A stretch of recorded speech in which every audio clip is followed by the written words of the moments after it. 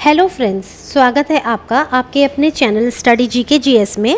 आज हम अपने इस चैनल में बात करेंगे भारत के भूगोल में भारत की जलवायु एवं भारत की मृदा यानी कि भारत की जो मिट्टी है उससे संबंधित सभी महत्वपूर्ण इम्पॉर्टेंट वन लाइनर्स के बारे में, जो कि सभी आपकी प्रतियोगी परीक्षाओं के लिए बहुत ही महत्वपूर्ण हैं। और ये NCERT की जो पुस्तकें होती हैं कक्षा 6 से कक्षा 12 तक की, उनमें से ही लिए गए हैं।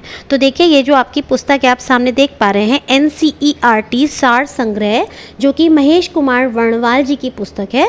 मैंने इसी पुस्तक की सीरीज़ को मैं पूरा कर रही हूँ और इसमें से जितने भी आपके जो भी आपके विषय बनते हैं, भूगोल है, इतिहास है, भारतीय भूगोल है, विश्व भूगोल है, या आपका कंप्यूटर्स है या विज्ञान है, उन सभी से संबंधित सारे ही वन लाइनर्स को मैं लेकर आऊँगी। तो आइए शुरुआत करते हैं।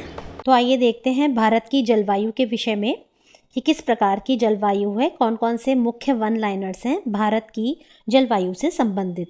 देखिए, किसी क्षेत्र की जलवायु को निर्धारित करने वाला मुख्य कारक कौन सा है, तो ये होता है अक्षांशीय अवस्थिति। मतलब कि देखिए, आप जानते हैं कि हमारी जो पृथ्वी है इस तरीके से, इस पे ये अक्षांश होते हैं, ठीक है।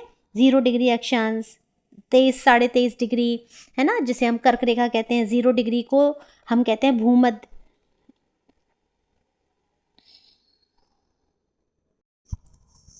तो आइए हम देखते हैं भारत की जलवायु के विषय में, क्लाइमेट ऑफ इंडिया या जलवायु, भारत की जलवायु।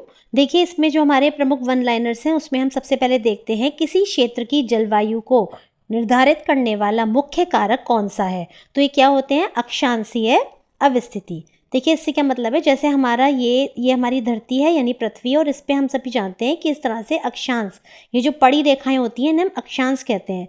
तो ये हमारा कोई भी स्थान, किसी भी देश की जलवायु किस पर निर्भर करेगी कि हमारा जो देश है ये कौन से अक्षांश पर या किन देशांतरों के बीच में पड़ रहा है। खासकर अक्षांश का बहुत महत्व होता है। देखिए, भारत हम जानते हैं, ये जो है भारत जो हमारा प्यारा देश है, इसके बीचों बीच में से कौन सी रेखा निकलती है? कर्क रेखा निकलती है ना। ये देखिए, जैसे हमारा भारत है और ये देखिए बीचों बीच से कर्क रेखा निकलती है, और इधर अगर हम देखें नीचे भारत के, तो कौन सी रेखा है? 0 डिग्री रेखा है। तो इसीलिए, और हम जानते हैं 0 डिग्री रेखा पे कैसी किरणें पड़ती हैं? सीधी किरणें पड़ती हैं सूरज की। तो आप इससे आगे संबंधित तथ्य मैं आगे आपको बताऊंगी। तो फिलहाल यहाँ पर हम देख रहे हैं जलवायु को निर्धारित करने वाला मुख्य कारक कौन सा होता है? अक्षांशीय अवस्थिति। और देखिए, यहाँ पर जैसे हमारा ये भारत जो है, बीच में कर्क रेखा है भारत के बीच में से, और नीचे 0 डिग्री रेखा है। तो ये जो हिस्सा है काफ़ी गर्म रहता है, बल्कि कह सकते हैं बहुत गर्म रहता है। इसीलिए आप देख सकते हैं साउथ के जो जितने भी हमारे राज्य हैं उनमें नॉर्थ के राज्यों की अपेक्षा ज़्यादा गर्मी रहती है। आगे देखते हैं अब हम जलवायु को नियंत्रित करने के लिए या जलवायु को नियंत्रित करने वाले कारकों से संबंधित शब्द कौन कौन से हैं। देखिए, लैटिट्यूड यानी अक्षांश। अगला है एल्टीट्यूड मतलब ऊंचाई। नियरनेस फ्रॉम सी, एन का मतलब है समुद्र से निकटता। डी, डायरेक्शन ऑफ विंड, पवन की दिशा। अगला है हमारा फॉरेस्ट यानी वन। ओशन करेंट्स यानी कि हमारी समुद्री जलधाराएं। आर, रेनफॉल यानी वर्षा। एम, माउंटेन यानी पर्वत और पहाड़, और एस है आपका मिट्टी। अगला देखते हैं हम, भारत में ग्रीष्मकालीन मानसून के प्रवाह की सामान्य दिशा क्या है। तो देखिए, भारत में ग्रीष्मकालीन मानसून, देखिए ध्यान दीजिएगा, कौन सा? ग्रीष्मकालीन, ये गर्मियों में आने वाला जो मानसून है, ये कहाँ से शुरू होता है? दक्षिण पश्चिम से उत्तर पूर्व। यानी कि अगर ये हमारा भारत है, मैं आपको ऐसे शॉर्ट में बता रही हूँ, ये हमारा प्रायद्वीपीय भारत है, नीचे का हिस्सा है, तो इधर से मानसून एंटर करता है हमारे देश के अंदर, और ये इस तरीके से आगे बढ़ता है, ठीक है। और यहाँ पे समुद्र है, अरब सागर है। और सबसे पहले अगर पूछा जाए कौन से राज्य में जाता है, तो ये आपका जाता है केरल राज्य में। किसमें? केरल राज्य में।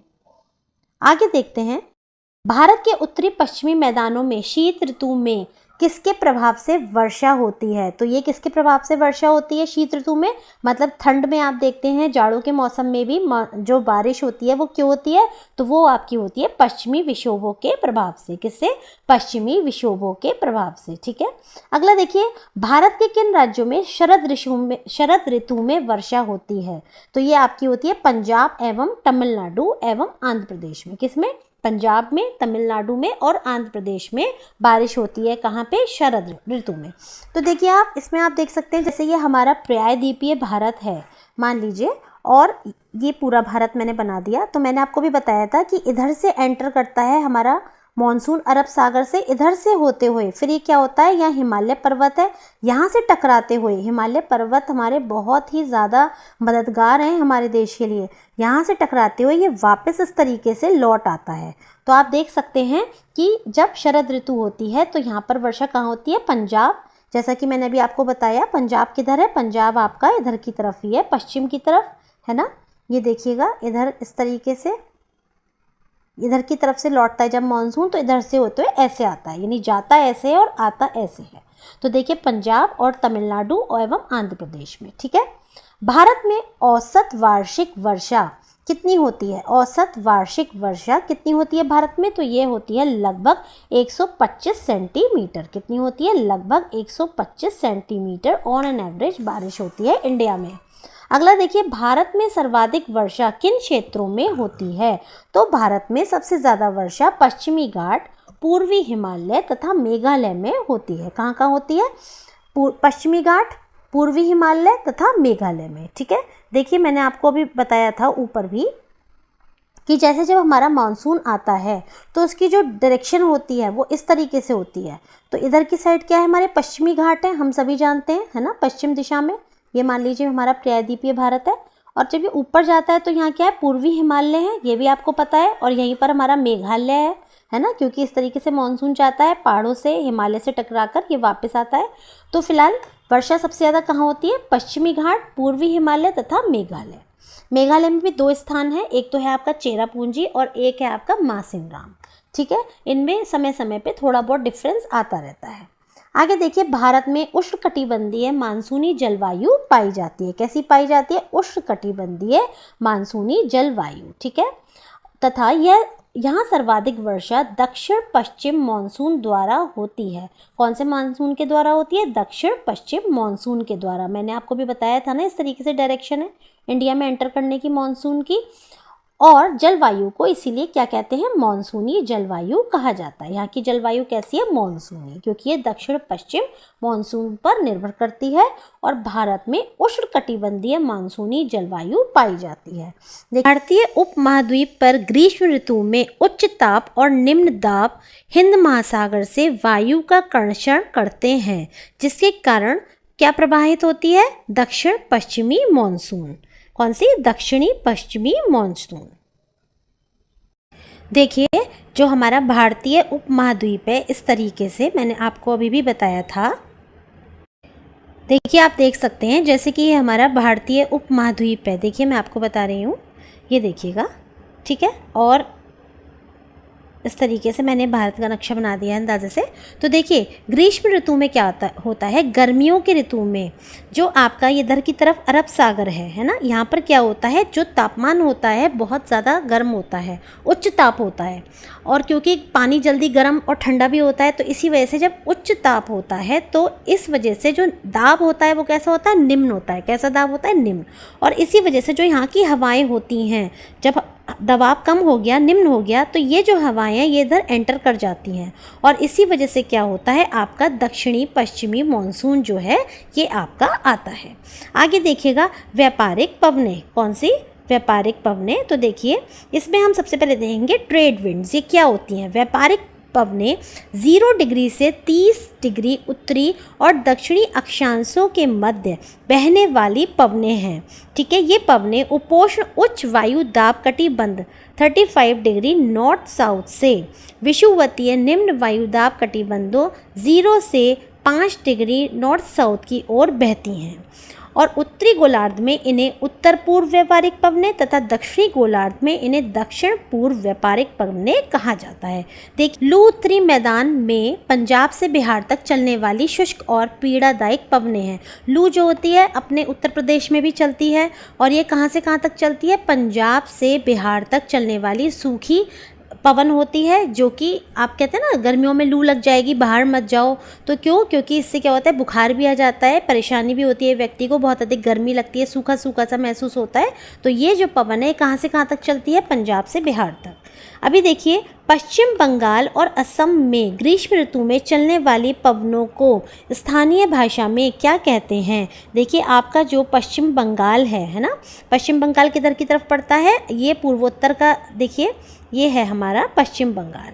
देखिए ये है, जैसे मान लीजिए तो पश्चिम बंगाल आपका लगभग इधर की तरफ पड़ता है और असम आपका किधर पड़ता है, ये आपका इधर पड़ता है बीचों बीच। 7 सिस्टर्स जो हैं आपकी, इनके बीचों बीच में कौन सा है, असम है, चारों तरफ से घिरा हुआ है राज्यों से। तो देखिए, इसमें जो ग्रीष्म ऋतु में चलने वाली पवनें होती हैं, इनको वहाँ क्या कहते हैं, काल बैसाखी तथा चाय वर्षा। चाय वर्षा क्योंकि असम में आप जानते हैं चाय की बहुत खेती होती है, तो चाय वर्षा। और पश्चिम बंगाल में कौन सी, काल बैसाखी। कौन सी, काल बैसाखी। अगला देखिए, भारत में सबसे कम वर्षा वाला स्थान कौन सा है, तो ये है आपका लेह। कौन सा है, लेह। लेह कहाँ पे है, लद्दाख में, लेह लद्दाख, ठीक है। यहाँ पर जो है सबसे कम वर्षा होती है। कोपेन ने वर्ष 1918 में विश्व की जलवायु को कितने भागों में विभाजित किया था, तो विश्व की जलवायु को 5 प्रकार में विभाजित किया था। जलवायु निर्धारण के आधार पर देखिए, सबसे पहले क्या है, वार्षिक एवं मासिक औसत तापमान, वार्षिक एवं मासिक वर्षा, और तीसरा है वनस्पति। यानी जो जलवायु का, किसी भी देश की जलवायु का हम जो निर्धारण करते हैं वो हम 3 तरह से करते हैं कि वार्षिक जलवायु कैसी है, या वार्षिक तापमान कैसा है औसत उसका, और मासिक है ना मंथली, और वार्षिक और मासिक वर्षा कैसी होती है उस देश में, और वनस्पति वहाँ की कैसी है। आगे देखिए, कोपेन की योजना के अनुसार भारत के जलवायु प्रदेश कौन कौन से हैं, तो देखिए जलवायु के प्रकार, वर्ण संकेत और क्षेत्र। देखिए क्या कह रहे हैं, लघु शुष्क ऋतु है ना, यानी कि मानसूनी ऋतु। तो देखिए ये कौन सी है, इसको इन्होंने कहा है AMNS और AMW, और ये गोवा के दक्षिण में भारत का पश्चिमी तट यहाँ पर चलती है। कौन सी, लघु शुष्क ऋतु, है ना। अगला देखिए, शुष्क ग्रीष्म ऋतु, तो ये आपका तमिलनाडु का कोरोमंडलम तट, ये आपका देखिए प्रायद्वीपीय भारत है। यहाँ आपका क्या है, यहाँ आपका है तमिलनाडु। तो तमिलनाडु का जो कोरोमंडलम तट है, यहाँ पर क्या, शुष्क ग्रीष्म ऋतु रहती है। अगला देखिए, उष्ण कटिबंधीय सवाना जलवायु, ये कहाँ पर है, कर्क रेखा के दक्षिण में प्रायद्वीपीय पठार का अधिकांश भाग। देखिए मैंने आपको भी बताया था, जैसे हमारा ये भारत का प्रायद्वीपीय हिस्सा है मान लीजिए, तो यहाँ के बीचों बीच में से कर्क रेखा गुजरती है। तो ये क्या कह रहे हैं, कर्क रेखा के दक्षिण में, यानी ये सारा एरिया हो गया ना। और ये पठारी भाग भी आप जानते हैं, पठारी है ये सब। तो ये क्या है, ये किस तरह की यहाँ पर जलवायु रहती है, उष्ण कटिबंधीय सवाना जलवायु। आगे देखिएगा, आंध्र शुष्क स्टेपी जलवायु, ये कहाँ पर है, उत्तर पश्चिमी गुजरात, पश्चिमी राजस्थान और पंजाब के कुछ भागों में। मतलब देखिए, उष्ण मरुस्थलीय जलवायु है ना, मान लीजिए ये हमारा प्रायद्वीपीय भारत है, इधर की तरफ क्या है, राजस्थान है ना, पंजाब है ना, और ये क्या कह रहे हैं, पश्चिमी गुजरात, ये जो आपका पश्चिमी गुजरात है ना, ये वाला। तो ये क्या कह रहे हैं कि उत्तर पश्चिमी गुजरात, पश्चिमी राजस्थान और पंजाब के, यानी कि इस एरिया में उष्ण मरुस्थलीय जलवायु पाई जाती है। क्योंकि आपको पता है राजस्थान में क्या है, राजस्थान में आपका रेगिस्तान है, और उसका नाम क्या है, उसका है नाम थार। कौन सा, थार डेजर्ट। अच्छा ये बताइए कि एशिया का जो डेजर्ट है सबसे बड़ा वो कौन सा है, तो वो है आपका गोबी मरुस्थल। कौन सा, गोबी मरुस्थल। और पूरे विश्व का यदि पूछा जाए सबसे बड़ा मरुस्थल कौन सा है, तो कौन सा है, सहारा डेजर्ट। कौन सा, सहारा डेजर्ट, अफ्रीका में है ये। आगे देखिए, शुष्क शीत ऋतु, ये कहाँ पे पाई जाती है, तो देखिए ये आपकी पाई जाती है गंगा का मैदान, पूर्वी राजस्थान, उत्तरी मध्य प्रदेश, उत्तर पूर्वी भारत का अधिकतर प्रदेश, यहाँ पर शुष्क शीत ऋतु पाई जाती है। अगला देखिए, लघु ग्रीष्म तथा शीत आर्द्र ऋतु, ये कहाँ पे पाई जाती है, अरुणाचल प्रदेश, सिक्किम और असम में। ध्रुवीय तुल्य जलवायु ये कहाँ है? जम्मू कश्मीर, लद्दाख, हिमाचल प्रदेश तथा उत्तराखंड में। अगला देखिए टुंड्रा तुल्य जलवायु ये कहाँ पे पाई जाती है? उत्तराखंड के पर्वतीय क्षेत्रों में, वहाँ पे बहुत ठंड पड़ती है टुंड्रा प्रदेशों की तरह, इसीलिए टुंड्रा तुल्य जलवायु पाई जाती है। अगला देखिएगा तो आप देख लीजिए कितने वर्गीकरण होगा एक तरह से कोपेन के अनुसार, 1 2 3 4 5 6 7 8 9। अगला देखिए अंततः उष्णकटिबंधीय अभिसरण क्षेत्र, तो देखिए ITCZ एक निम्न वायुदाब पट्टी है जो पृथ्वी के चारों ओर सामान्यतः विषुवत रेखा के ऊपर चारों ओर स्थित है। वस्तुतः ये दोलायमान पट्टी है। ITCZ वह क्षेत्र है जहां उत्तर पूर्वी और दक्षिण पूर्वी व्यापारिक पवनें मिलती हैं। दोनों पवनों के मिलने से विषुवतीय पछुआ पवनों की उत्पत्ति होती है। मतलब ये जो आपका एरिया है जहाँ पर आपका ये क्या है 0 डिग्री अक्षांश है, तो मैंने आपको भी बताया था जो आपकी इधर ये पट्टी है यहाँ पर आपकी कौन सी पवनें मिलती हैं? व्यापारिक पवनें मिलती हैं और इनके ही मिलने से पछुआ पवन की उत्पत्ति होती है। इन दोनों के मिलने से आपकी विषुवतीय किस पे? ये देखिए ये मैं आपको दिखा रही हूँ, यहाँ पर आपकी पछुआ पवन की उत्पत्ति होती है। आगे देखिएगा कि हमारा ये प्यारा भारत दिखाया है। दक्षिण पश्चिमी मानसून के आगमन की सामान्य तिथियाँ, ये देखिए मैंने आपको भी बताया भी था कि किधर से हमारा जो आता है आपका मानसून, आप देख सकते हैं इधर से एंट्री कर रहा है। ये देखिए 1 जून 5 जून इधर से एंट्री करता हुआ इस तरह से लहराता हुआ ये आप देख सकते हैं। ये किधर जा रहा है? ये देखिए आप बंगाल की खाड़ी से होता हुआ इधर गया। उसके बाद क्या होता है? ये देखिए ये आप सब पूरे चित्र में देख सकते हैं कि किस तरह से मानसून आपका जो है दक्षिण पश्चिमी मानसून के आगमन की सामान्य तिथियां बताई हैं। बेसिकली अगर मोटा मोटी हम लोग बोलें तो ये आपका जून से ही आपका शुरुआत होती है मानसून की भारत में, और धीरे धीरे ये आपका बढ़ता चला जाता है आगे और बारिश और क्षेत्रों में भी होने लगती है। और कहाँ से एंट्री होती है? केरल राज्य से। बेसिकली सबसे पहले केरला में ही मानसून आता है। कॉफ़ी वर्षा एवं चेरी ब्लॉसम का संबंध किससे है?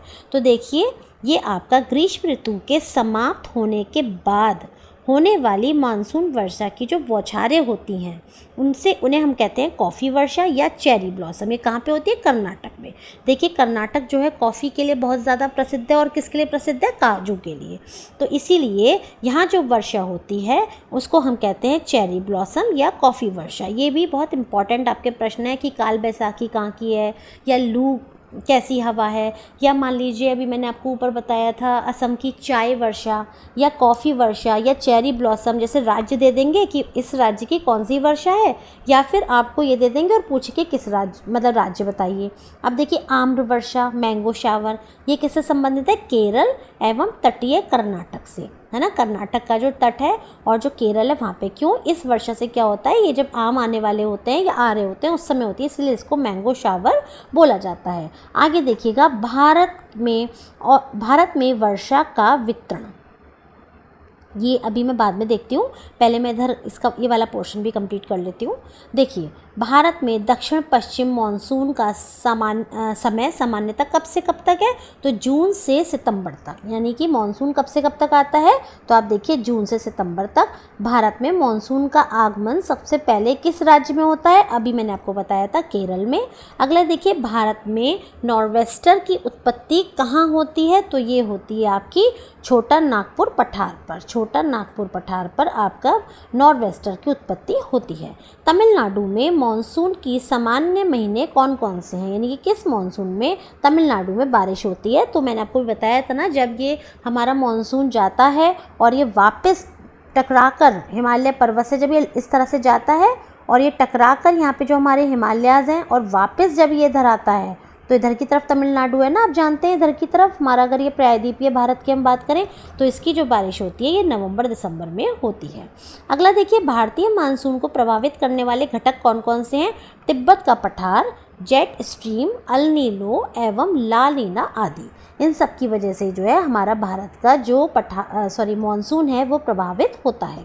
उत्तर पूर्वी मानसून से सबसे अधिक वर्षा प्राप्त करने वाला राज्य कौन सा है? तो देखिए सबसे ज़्यादा जो उत्तर पूर्वी मानसून से सबसे ज़्यादा जो वर्षा प्राप्त करता है वो कौन सा राज्य है? वो है आपका तमिलनाडु या कोरोमंडलम तट, है ना। देखिए तमिलनाडु किधर है? इधर है तमिलनाडु, और इसी तट को हम क्या कहते हैं? कोरोमंडलम तट। ठीक है, तो उत्तर पूर्वी वर्षा से, उत्तर किधर है? इधर है। उत्तर पूर्वी किधर है? इधर है ना। तो इससे ही ये प्रभावित होता है। अगला देखिएगा, भारत के किन क्षेत्रों में औसत वार्षिक वर्षा 200 मिलीमीटर होती है? तो देखिए कहाँ पर होती है? जम्मू कश्मीर व पश्चिम राजस्थान में कितनी होती है? 200 मिलीमीटर। ठीक है, कहाँ कहाँ पर? जम्मू कश्मीर और पश्चिम राजस्थान में। अगला देखिए, अमृतसर एवं शिमला लगभग एक ही अक्षांश पर स्थित हैं, किंतु उनकी जलवायु में भिन्नता का मुख्य कारण क्या है? तो उनकी जो देखिए इसका मतलब क्या है? अक्षांश, मैंने आपको भी बताया भी था कि जैसे हमारे ये धरती है और हमारी धरती में अक्षांश है, ये पड़ी हुई रेखाएं। अब मान लीजिए भारत की बात कर लेते हैं, ये आपका भारत है मान लीजिए, ठीक है, और इधर आप समझिए लगभग आपका पंजाब इधर बैठता है मान लीजिए, ठीक है, और शिमला भी आपका लगभग यहीं पर ही है। लेकिन द थिंग इज़ कि ये जो है किस वजह से भिन्नता है?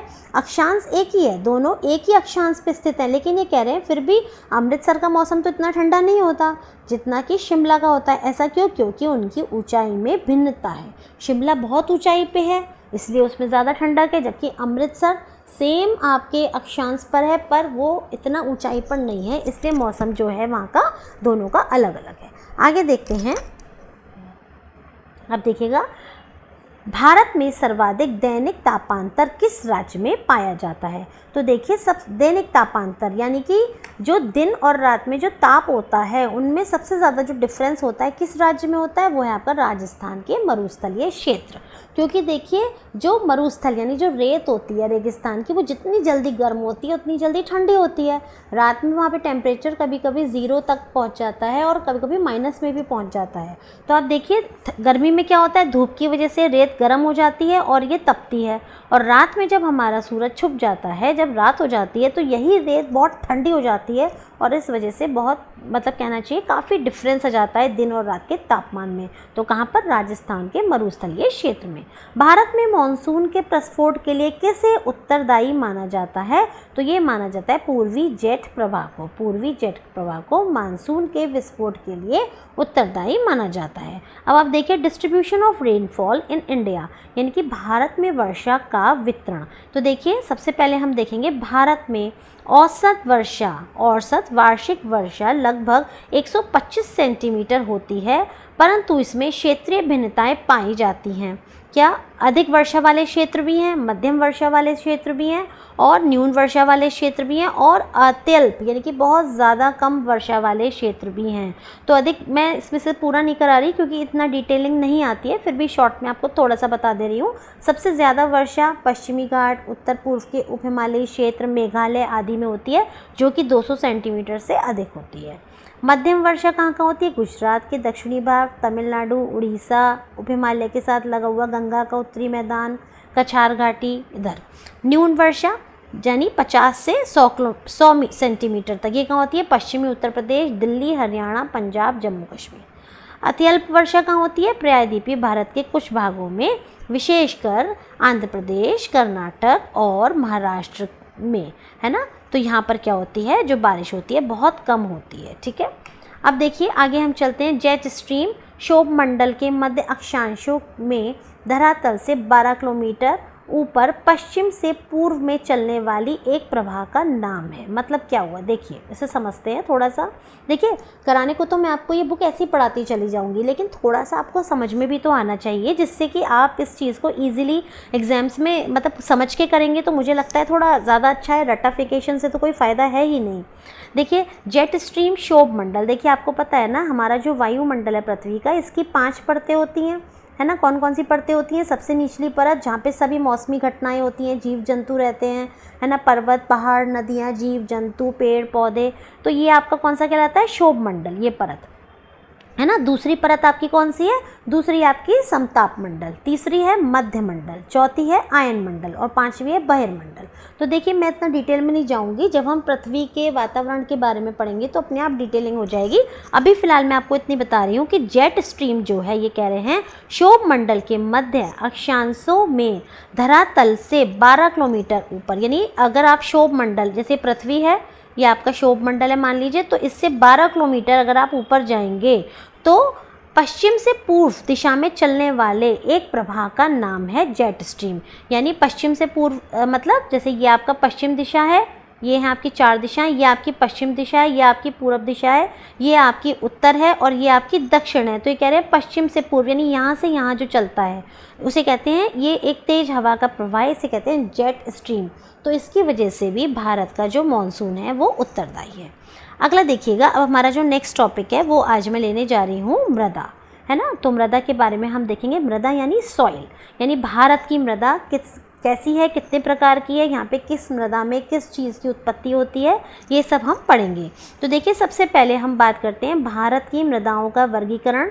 इसमें जो सबसे पहले हमारा जलोढ़ मृदा, काली मृदा, लाल और पीली मृदा, लेटराइट मृदा, शुष्क मृदा, आपकी लवणीय मृदा, पीठ मृदा, वन मृदा, यानी कितने प्रकार हो गए, ये देखिए 1 2 3 4 5 6 7 8, यानी 8 टाइप की मृदा मिट्टी पाई जाती है भारत में।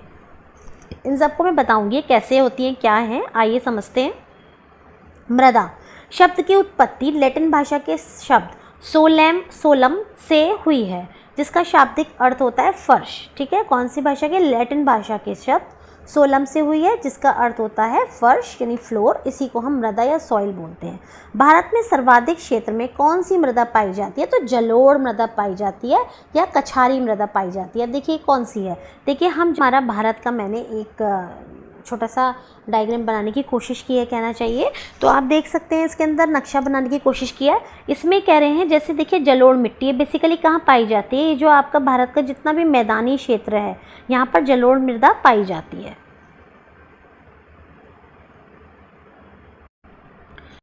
देखिएगा जलोढ़ मृदा जो होती है बेसिकली कहाँ पाई जाती है, जहाँ भी हमारी नदियाँ बह रही हैं भारत में, तो वहाँ की जो मिट्टी होती है वो आपकी जलोढ़ मिट्टी कहलाती है और ये बहुत ज़्यादा उपजाऊ होती है। ठीक है, तो जलोढ़ मृदा जो है ये भारत में सबसे ज़्यादा पाई जाने वाली मिट्टी है। आगे देखिए रेगुर मृदा। रेगुर मृदा मतलब इसको हम कहते हैं काली मिट्टी। काली मिट्टी कहाँ पाई जाती है, बेसिकली काली मिट्टी आपकी गुजरात और महाराष्ट्र के एरिया में काली मिट्टी पाई जाती है। देखिए काली मिट्टी जो होती है ये आपके जो पहले काफ़ी पहले हज़ारों लाखों वर्षों पूर्व जो पृथ्वी पर ज्वालामुखी का विस्फोट हुए थे, तो उससे जो है जो राख निकली या लावा निकला है ना, तो उससे जो है आपकी काली मिट्टी बनी है, क्योंकि काली काली है। और इसमें जो मैं आपको एक चीज़ और बताती हूँ, सबसे अच्छी चीज़ जिसका उत्पादन होता है या जिस फसल को हम उगाते हैं वो है आपकी कपास। का से काली, का से कपास। ठीक है, आगे देखिए रेगन मृदा का सबसे ज़्यादा विस्तार किस राज्य में है, तो आप देखिए अभी मैंने आपको बताया था गुजरात और महाराष्ट्र में पाई जाती है, लेकिन सबसे ज़्यादा जो इसका विस्तार है वो महाराष्ट्र राज्य में, किसका, रेगन मृदा का। रेगन मृदा किसका नाम है, काली मिट्टी का। ये भी प्रश्न बहुत आता है, ये सभी बहुत इंपॉर्टेंट प्रश्न है, देखिए इनको आप ज़रूर कीजिएगा। देखिए मालवा का जो पठार है इसमें सबसे ज़्यादा कौन सी मृदा पाई जाती है, तो आप देखिए जो मालवा का पठार है इसमें सबसे ज़्यादा हमारी कौन सी मृदा पाई जाती है, तो काली मृदा। काली मृदा देखिए काली मृदा को स्वतः जुताई वाली मृदा भी कहा जाता है। क्यों, क्योंकि इसमें जो है सिंचाई की आवश्यकता बहुत कम पड़ती है। यह मृदा कपास की खेती के लिए बहुत ज़्यादा या सबसे ज़्यादा उपयुक्त मानी गई है। मैंने आपको भी बताया था ना कि काली मिट्टी में सबसे ज़्यादा किसकी खेती होती है, कपास की। ये भी बहुत इंपॉर्टेंट प्रश्न है, ये भी एग्जाम में अक्सर ही पूछ लिया जाता है। मिट्टी का रंग पीला, मिट्टी का जो रंग पीला होता है, काली मृदा की यहाँ बात नहीं हो रही है, ये दूसरे टाइप की मिट्टी की बात हो रही है। तो देखते हैं वो किस कारण होता है, फेरिक ऑक्साइड के कारण होता है। किसके कारण, फेरिक ऑक्साइड। जबकि लाल रंग किस कारण होता है मिट्टी का, वो लोहे के ऑक्साइड के कारण होता है। तो देखिए पीला फेरिक ऑक्साइड और लाल लोहे के ऑक्साइड के कारण होता है। अब देखिए कौन कौन सी मृदा होती हैं जो पीली और लाल होती हैं, आइए आगे देखेंगे। देखिए लेटराइट मृदा, कौन सी, लेटराइट मृदा जो है वो बेसिकली 3 राज्यों में पाई जाती है। कौन कौन से हैं वो राज्य, तो आप देखिएगा ये हैं आपके केरल, कर्नाटक और महाराष्ट्र। कौन कौन से, केरल, कर्नाटक और महाराष्ट्र, यानी कि ये हमारा प्रायद्वीपीय भारत है तो इधर की साइड है ना, केरल, कर्नाटक और महाराष्ट्र। लोहे की मात्रा अधिक होने के कारण कौन सी मृदा दिनों दिन इनफर्टाइल होती जा रही है, तो वो है आपकी लैटेराइट, है ना। किसकी कमी के कारण, तो देखिए किसकी अधिक मात्रा होने के कारण, लोहे की मात्रा अधिक होने के कारण लैटेराइट जो मृदा है वो दिन पर दिन इनफर्टाइल या अनफर्टाइल होती चली जा रही है। आगे देखिएगा, मृदा की क्षारीयता को कम करने के लिए जिप्सम का प्रयोग किया जाता है। किसका प्रयोग किया जाता है मृदा की क्षारीयता को कम करने के लिए, एसिडिटी को कम करने के लिए? जिप्सम का। किसका? जिप्सम का। ये सभी प्रश्न जो हैं, जितने भी वन लाइनर्स हैं, ये सभी आपके एग्ज़ाम में आपके क्वेश्चंस की फॉर्म में आते हैं। तो प्लीज़ मेरी आपसे रिक्वेस्ट है, आप इन सब प्रश्नों को देखिए, पढ़िए और समझिए। देखिए, पढ़ाने को मैं लाइन बाय लाइन ऐसे ही पढ़ा दूंगी, लेकिन मेरा मानना है कि चीज़ों को रटने से ज़्यादा समझना भी ज़रूरी है। आगे देखिए, लैटेराइट मृदा भारत में मुख्यतः कहाँ पाई जाती है, तो ये मालाबार तटीय प्रदेश में पाई जाती है। मालाबार तटीय प्रदेश किधर है? देखिए, ये हमारा प्रायद्वीपीय भारत है, तो इधर जो है ये आपका मालाबार तटीय प्रदेश कहलाता है। आगे देखिएगा, सबसे कम जल धारण क्षमता किस प्रकार की मृदा में होती है, तो देखिए बलुई दोमट मृदा में। कौन सी? बलुई दोमट मृदा में सबसे कम जल धारण की क्षमता होती है, यानी सबसे ज़्यादा जो जल का धारण है वो किस में होता है? सबसे कम, तो ये होता है बलुई दोमट मृदा में। पौधों को सबसे अधिक जल किस प्रकार की मृदा से प्राप्त होता है, तो चिकनी मृदा से। चिकनी मृदा से पौधों को सबसे ज़्यादा जल प्राप्त होता है। मृदा की उर्वरता बढ़ाने के लिए कौन सी फसलें उगाई जाती हैं, तो दलहनी फसलें। कौन सी फसलें? दलहनी फसलों को उगाया जाता है। अगला देखिए, लाल और पीली मृदा अम्लीय प्रकृति की होती हैं, जिसमें नाइट्रोजन, फास्फोरस और ह्यूमस यानी जैव पदार्थों की कमी होती है। किस किस की कमी होती है? नाइट्रोजन की, फास्फोरस की और ह्यूमस की, यानी जैव पदार्थों की। किसमें? लाल और पीली मृदा में। और इनकी जो प्रकृति होती है कैसी होती है? अम्लीय होती है।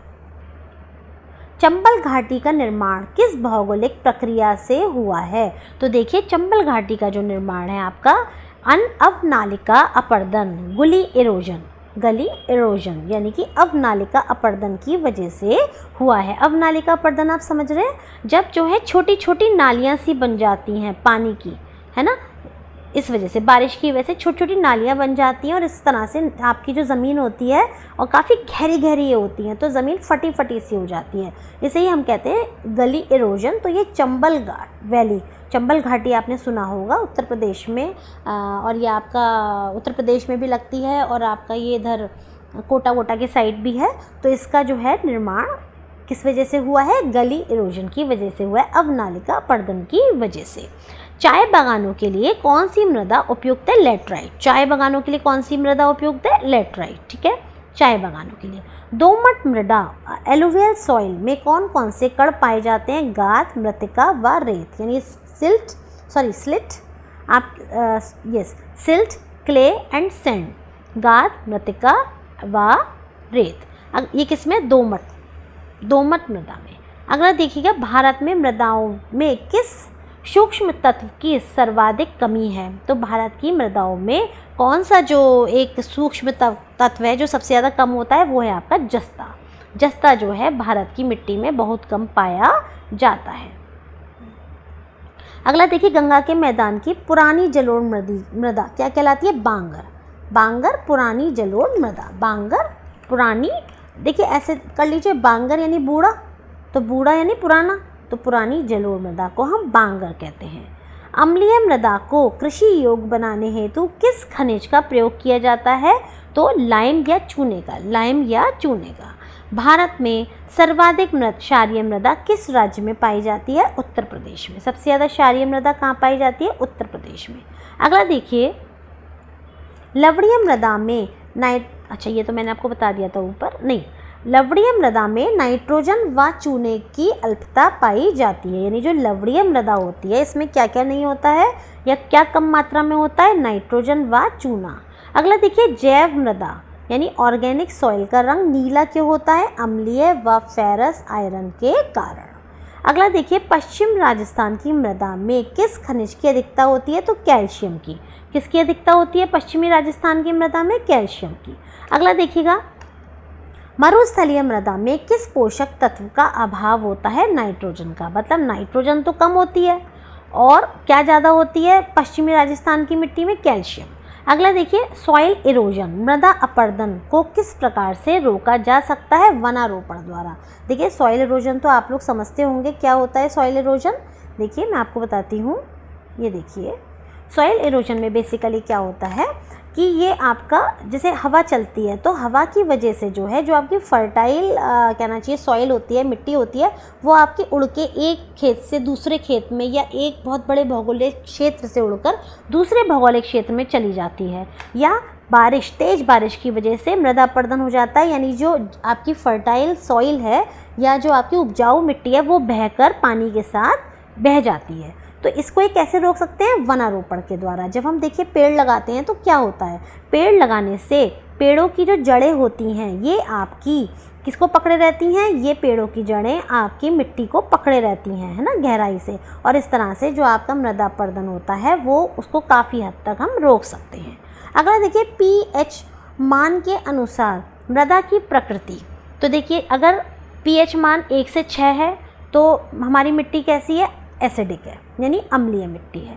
अगर मान लीजिए 7 है तो न्यूट्रल है, ना एसिडिक है ना आपकी क्षारीय है, और यदि 8 से 14 है तो क्षारीय मिट्टी है, यानी अल्कलाइन सॉइल है। ठीक है, तो फ्रेंड्स मैं यहीं पर अपनी वीडियो को विराम देती हूँ और अब हम अगली वीडियो में अपने नेक्स्ट टॉपिक्स लेंगे जो कि आपकी भारत की वनस्पतियों से संबंधित हैं। उम्मीद है आपको मेरा ये चैनल पसंद आ रहा होगा, आपको मेरे पढ़ाने का तरीका समझ में आ रहा होगा। अगर हाँ तो प्लीज़ आप मेरी वीडियोज़ को लाइक कीजिए और चैनल को सब्सक्राइब कीजिएगा। धन्यवाद।